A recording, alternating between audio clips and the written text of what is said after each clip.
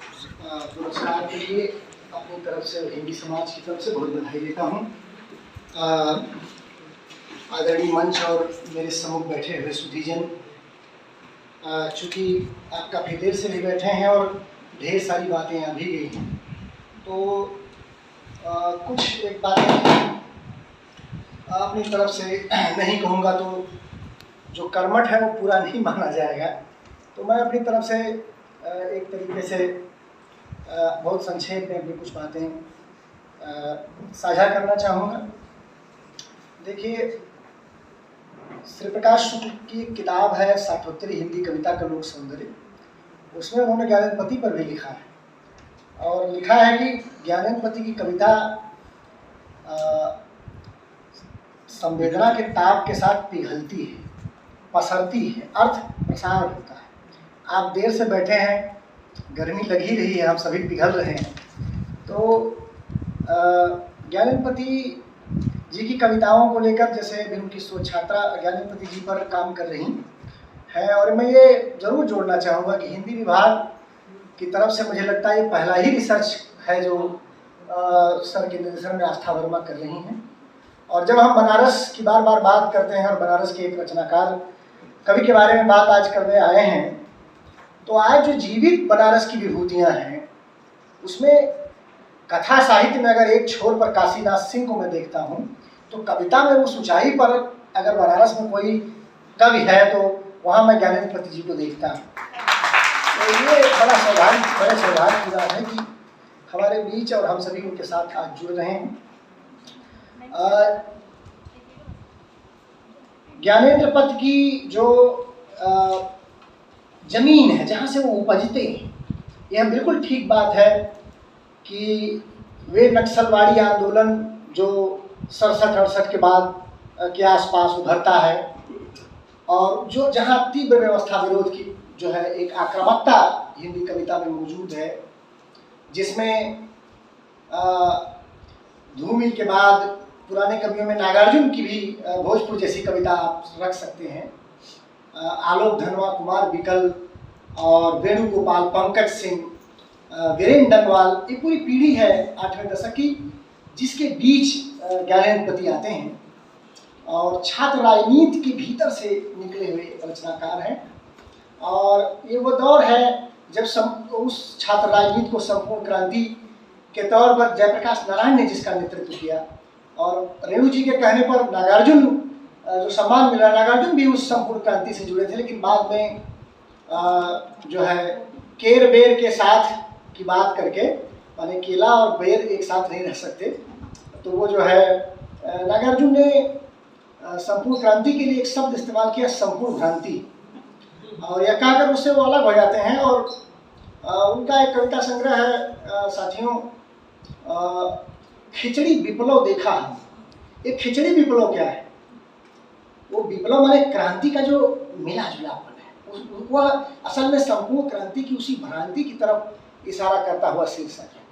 तो ये माने छात्र राजनीति हो गई, नक्सलवाड़ी का वो दौर हो गया, संपूर्ण क्रांति हो गई, और साथ ही साथ उसके बाद जो इमरजेंसी का दौर है, उस दौर माने उस जमीन से एक कवि उपजते हैं। और बहुत स्वाभाविक है कि उस दौर की जो कविताएं हैं, जैसे आस्था करे थी कुल 8 कविता संग्रह हैं, दरअसल 7 ही कविता संग्रह हैं ज्ञानेन्द्रपति के। 8 जिसको आप गिन रहे हैं और गिन रही हैं, संभवतः भिनसार को एक अलग कविता संग्रह मान रही हैं, जिसमें पुरानी दोनों उनके पुराने संग्रह माने आँख हाथ बनते हुए और शब्द यह शब्द बना है, शब्द लिखने के लिए ये कागज बना है कि पूरी कविताएं एक साथ संकलित और कुछ अप्रकाशित कविताएं उसमें संकलित हैं। तो एक साथ वो संकलन है, तो उसमें 2 रिपीट है, तो बहरहाल वो मसला नहीं है। मसला ये है कि जितना माने विराट लेखन है ज्ञानेन्द्रपति का, उसमें लगभग 724 कविताएं मैंने गिनी हैं कुल उन्होंने अभी तक जो लिखी, जो प्रकाशित हुई हैं। तो जो शुरुआत के दोनों कविता संग्रह हैं, जैसे अभी आस्था ने या सभी वक्ताओं ने या सभी लोग बोलेंगे ही कि भूगोल बोध और स्थानिकता का एक बड़ा मुद्दा है। ऐसा नहीं है कि कोई रचनाकार जहाँ रहता है वहाँ की कविताएं आएंगी नहीं, स्वाभाविक तौर पर आएंगी। भूगोल बोध या स्थानिकता माने ज्ञानेन्द्रपति की जो शुरुआती कविता संग्रह है, माने दोनों जिसकी मैं बात कर रहा हूँ, वे भूगोल बोध और स्थानिकता की कविता नहीं, वह स्वाभाविक तौर पर वहाँ की घटनाएं उस कविता में आती। भूगोल बोध और स्थानिकता मुख्य रूप से दो कारणों से उभरती है। जैसे कि 99 में जब गंगा तट आता है, वो बनारस आते हैं, तो बनारस की कविता तो उसमें जो है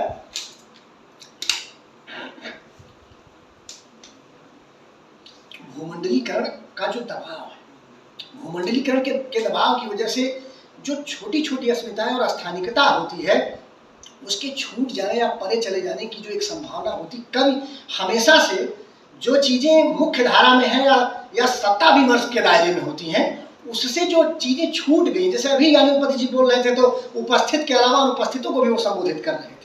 स्वाभाविक है कि जो चीजें छूट रही होती है सत्ता विमर्श के दायरे से, उसको वो दहलीज, कविता की दहलीज में खींच के ले आता है।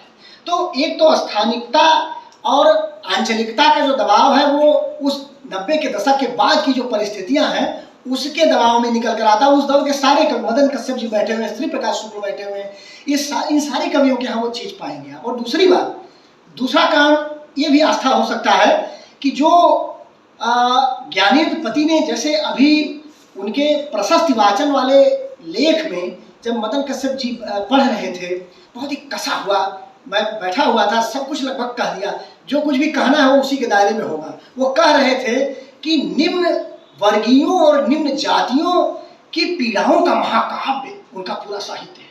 ये बड़ी बात है। अब मेरे पास पूरी सूची है कि किस किस तरह के जो है लोगों पर उन्होंने कविताएं लिखी हैं, किस किस तरह के मुद्दों पर कविताएं लिखी। उसमें मछुआरे, मल्लाह और जो है धोबिन, खजुही, कुतिया जैसे मालती और बाटी वाली ताई की बात आई रही है। उनकी एक कविता, उनके सपनों का रंग मैं जानता हूँ, ये बांस के सामान बनाने वाले, कारीगरी नक्काशी करने वाले मजदूरों की कविता है। राम खिलावन एक ऐसी कविता है जो दातून तोड़कर बेचता है, दातून बेचने वाले की पीड़ा पर कविता है। अपना बघवा, नाला साफ करने वालों की जिंदगी पर लिखी गई कविता है। इन सारी चीजों के बीच माने जिस तरीके के पात्रों को या जिस तरीके के लोगों को अपनी कविता में ज्ञानेन्द्रपति रच रहे हैं, वैसे लोगों का कोई इतिहास और कोई संस्कृति मुख्य धारा ने बनने ही नहीं दिया। प्रेमचंद के यहाँ आप देखे ना, सदगति और जो है सवा सेर गेहूं जैसी कहानियां हैं, कफन जैसी कहानियां हैं, जहां एक बहुत बड़े वर्ग को भूख के स्तर पर ही रोक दिया गया। वो सवा सेर गेहूं के विप्र पूरी साजिश के तहत उसको भूख में उलझा देते हैं और उसकी पीढ़ियों तक पीढ़ियों को गुलाम या मजदूर बना लेते हैं अपने यहाँ। तो जब भूख से लड़ता रह जाएगा, उसका कल्चर में कंट्रीब्यूशन कैसे होगा, वो संस्कृति में योगदान की स्थिति में ही नहीं आने पाता।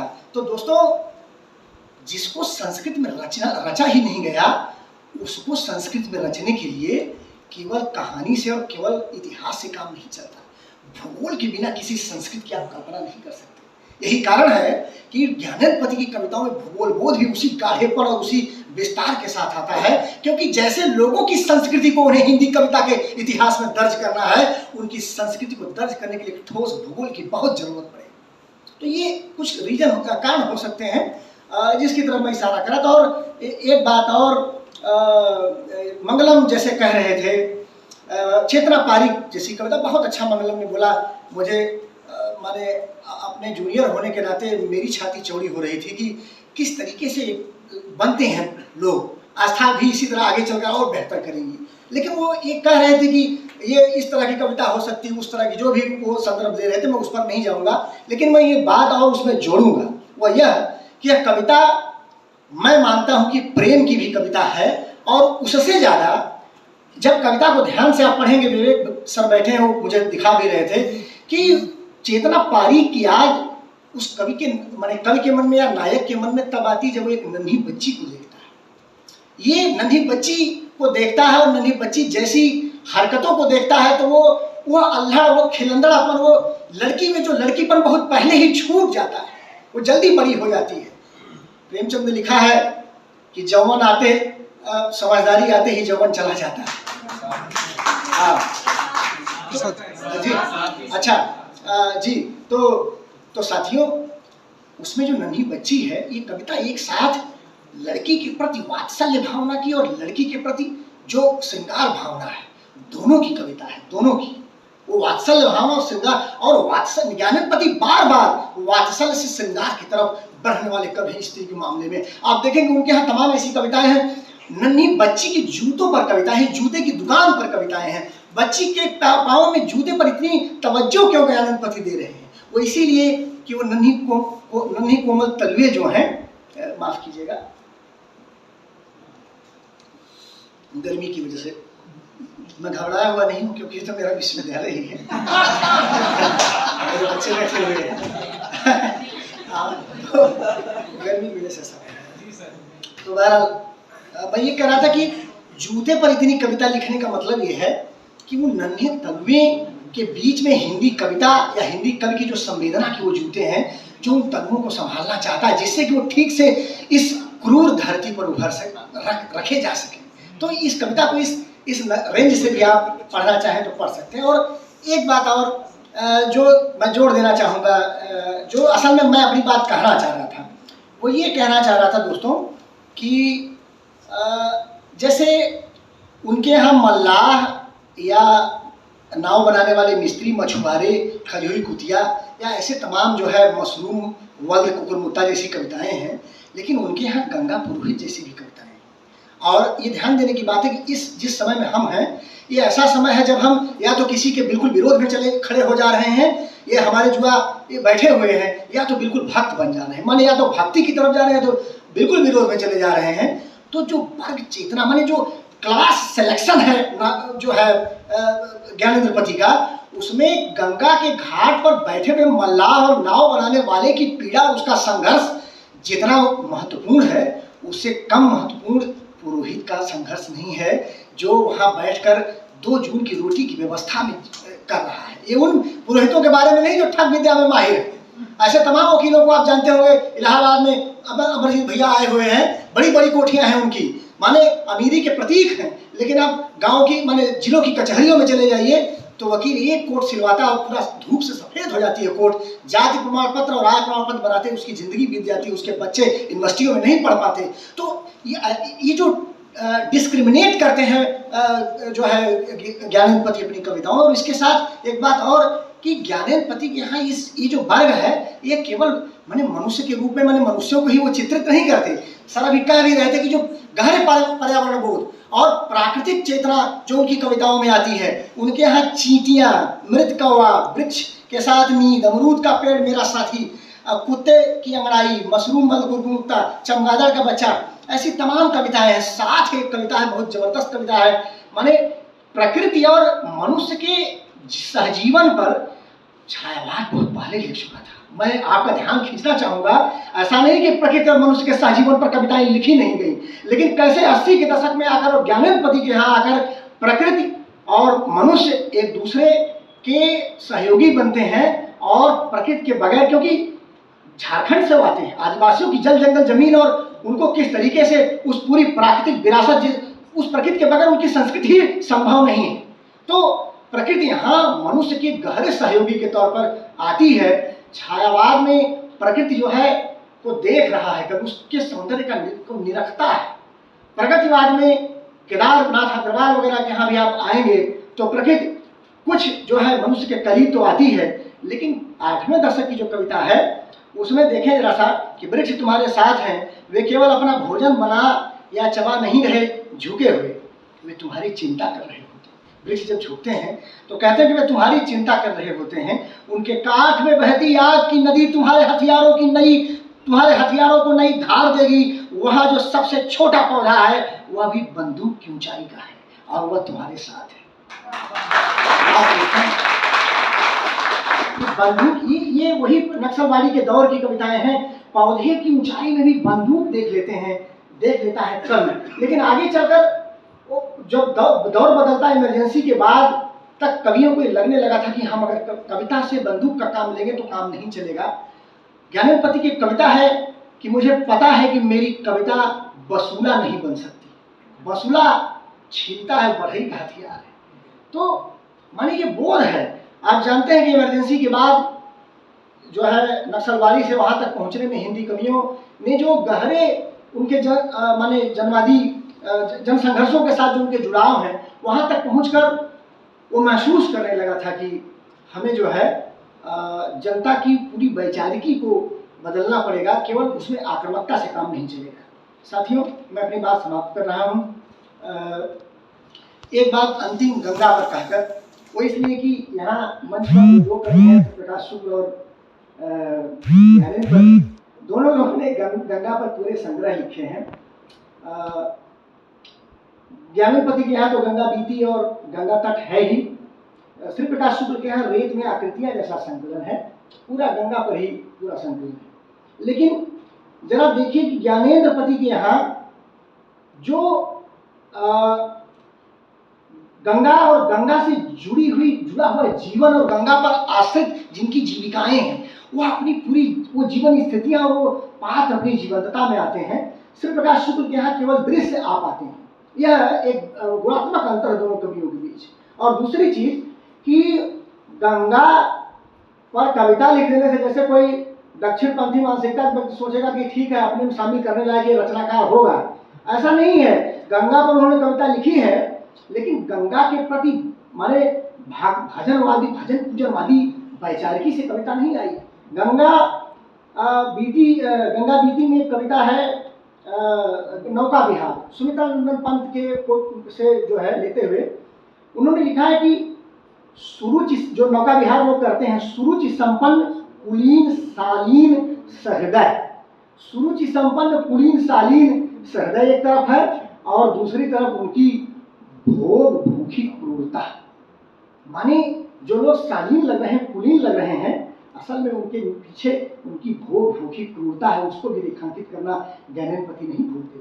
और गंगा आरती शोभा वर्णन नाम से कविता, जैसे भारतेंद्र बाबू इस तरह की कविताएं लिखते थे, जो है शोभा वर्णन अवतरण वगैरह जैसी कविताएं, ज्ञानेन्द्र पति ने वैसी एक कविता लिखी है जिसमें लिखा है कि चमाचम पैकेजिंग में बंद इंडियन कल्चर। माने जो गंगा आरती का जो शोभा वर्णन है, उसमें बाजारवाद की चकाचौंध के भीतर गंगा और गंगा पर आश्रित जीवन की जो बदहाली है, उस बदहाली को कैसे बाजारवाद में ग्रसा है, उसका दृश्य, उसका वर्णन वो करते हैं। और कुर्सियों पर कौन बैठता है उसके बारे में लिखते हुए वो कहते हैं कि जो बैठते हैं वो गोरे रंग के होते हैं और उनकी देह गुदार होती है।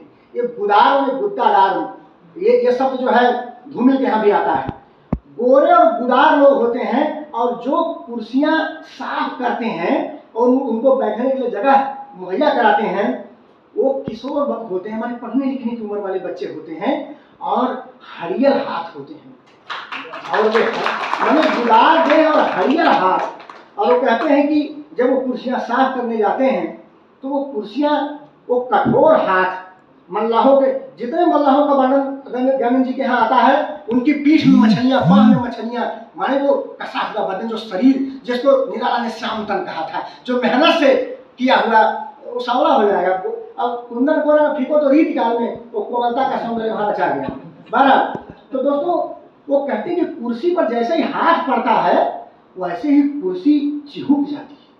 अब आप समझिए, कुर्सी का जो चिहुक रहा है, यह कुर्सी असल में वो सत्ता का प्रतीक है, जो चिहुक रही है कि ये हाथ कहाँ से मेरे ऊपर आ गया। तो वो हाथ से पकड़े, वो हाथ रीढ़ निकालने का ऐसे सत्ताधारियों की, वो बड़े महत्वपूर्ण हाथ हैं। और साथियों, अंत में काव्य भाषा पर एक साथी यहाँ पुणे से आए हुए हैं, क्या नाम आपका है? हाँ, इन्होंने ये ज्ञानेन्द्र पति सर पर शोध कर रहे हैं और शैली वैज्ञानिक दृष्टि से ज्ञानेन्द्र पति की कविताओं पर शोध कर रहे हैं। इसलिए मैं इनके लिए ये दो बात कह देना चाहूँगा कि देखिए, ज्ञानेन्द्र पति की कविताएं बहुत गद्यात्मक हैं, और गद्य और कविता क्या होती है उस पर उन्होंने अपने विचार वाली किताब में लिखा भी है, लिखते गढ़ते में, पढ़ते गढ़ते में। और आप ये देखें कि ज्ञानेन्द्र पति की ज़्यादातर कविताएं बिल्कुल गद्य भाषा में लिखी गई हैं, और पढ़ने में अरोचकता की भी स्थिति पैदा हो सकती है। असल में वो पेंटिंग की एक तरह की शैली है, जैसे आप ब्रश कर देते हैं, तमाम दृश्यों को एक साथ ब्रश कर देते हैं, तमाम तरह के कलर को। अब उस ब्रश कर देने से जो पूरा का पूरा, माने उस पूरी इमेज से जो अंगूर आप तक पहुंचती है, वह जो है कवि श्री प्रकाश शुक्ल ने लिखा है कि ज्ञानेन्द्र पति की कविता जो है वो क्या कहते हैं कि उभरती नहीं। ज्ञानपति की कविता में गूढ़ार्थ नहीं होते, निहितार्थ होते। राजेश जोशी ने लिखा है, निहितार्थ होते हैं। माने अब आप देखें कि कैसे उन्होंने शब्दों को बनाया। जैसे उनके लिए तद्भव तत्सम शब्दों कहा जाता है, संस्कृत बहुत लिख देते हैं, लेकिन उनकी कविताओं में जो बनारस के पहले की कविताएं हैं उसमें लुकाना, कड़ेर, हेरना, घरहुआ, उज्जर जैसे शब्द आएंगे बिल्कुल ठेठ। यहीं पर शैलेंद्र सिंह बैठे हुए हैं, उन पर भी एक कविता ज्ञानपति ने लिखी है और उसमें लिखा है उन्होंने कि हाँ, बत बुननी 80 का पलड़ा, बत बुननी शब्द पर गौर करिएगा, 80 का पलड़ा उलार क्यों है। तो वो कहते हैं कि हमें पता चला कि हमारा सबसे भारी बटखरा लंका आज मैं कहूँगा और उनकी कविता भाषा में साथियों संस्कृत और लोक भाषा एक साथ जोड़कर कैसे वो नए शब्द बनाते हैं।